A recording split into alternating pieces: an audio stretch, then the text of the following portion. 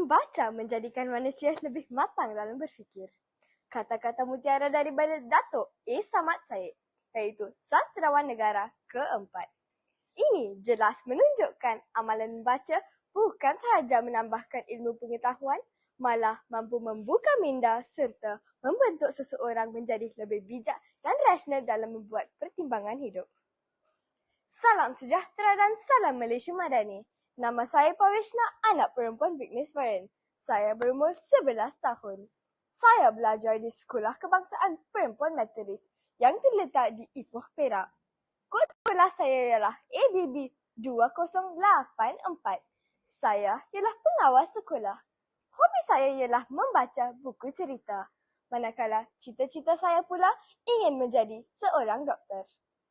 Dalam video ini, saya berasa amat teruja untuk kongsikan tentang sebuah novel yang telah saya baca, iaitu novel yang berjudul Aku Mahu Popular. Buku ini hasil karya Ain Maisarah. Buku ini diterbitkan pada tahun 2006 oleh PTS Publishing House.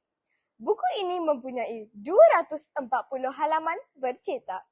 Ia berharga RM14.50 untuk Semenanjung dan RM17.50 untuk Sabah dan Sarawak. Harga yang ditawarkan berpatutan dan mampu dimiliki oleh pelajar seperti saya. Pernahkah kita berasa seperti tidak dipedulikan? Hadir di sekolah setiap hari, tetapi kewujudan kita seolah-olah tidak disedari? Itulah yang dialami oleh dua orang sahabat baik, Farah dan Ina. Novel ini mengisahkan dua orang sahabat baik, Farah dan Ina, yang belajar di sekolah menengah Seri Bangsar. Walaupun mereka cemerlang dalam pelajaran, mereka berasa tidak dikenali di sekolah dan dianggap seperti halimunan.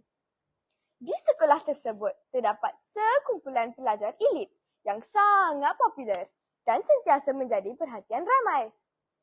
Melihat keadaan itu, Farah dan Ina bertekad untuk berubah dan menjadi popular seperti kumpulan tersebut.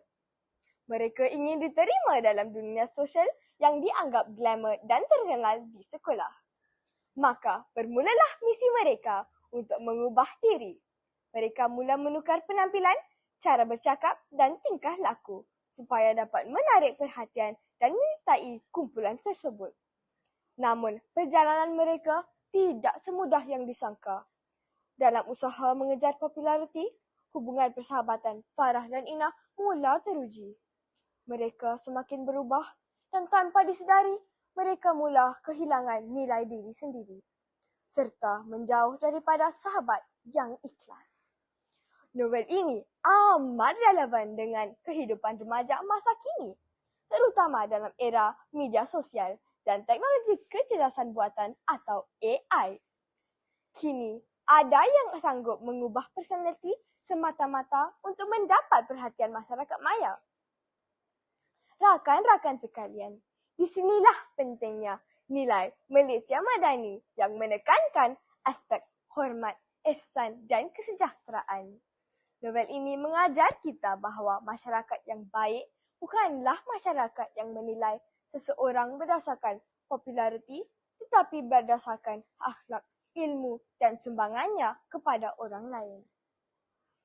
Indah sungguh bunga melati, tumbuh mekar di tepi halaman. Nilai madani dijunjung tinggi, hormat dan ihsan jadi amalan. Selain itu, mesej novel ini juga selari dengan aspirasi rancangan pendidikan Malaysia yang baru diperkenalkan baru-baru ini. Namun, novel ini mengingatkan kita bahawa teknologi hanyalah alat. Jika digunakan tanpa nilai dan etika, manusia boleh hilang arah dalam mengejar perhatian dan populariti. Oleh itu, kita perlu menggunakan AI dan teknologi digital secara bijak untuk menambah ilmu, bukannya sekadar mencari pengaruh di media sosial. Sebagai penutup, novel Aku Mahu Popular bukan sekadar cerita tentang dua remaja yang mahu dikenali ramai. Novel ini sebenarnya mengajar kita tentang nilai keyakinan diri, persahabatan yang ikhlas dan kepentingan menjadi diri sendiri dalam dunia moden yang penuh persaingan digital. Bak kata pepatah, ilmu membina masa depan, tetapi akhlak menentukan nilai insan. Sekian, terima kasih.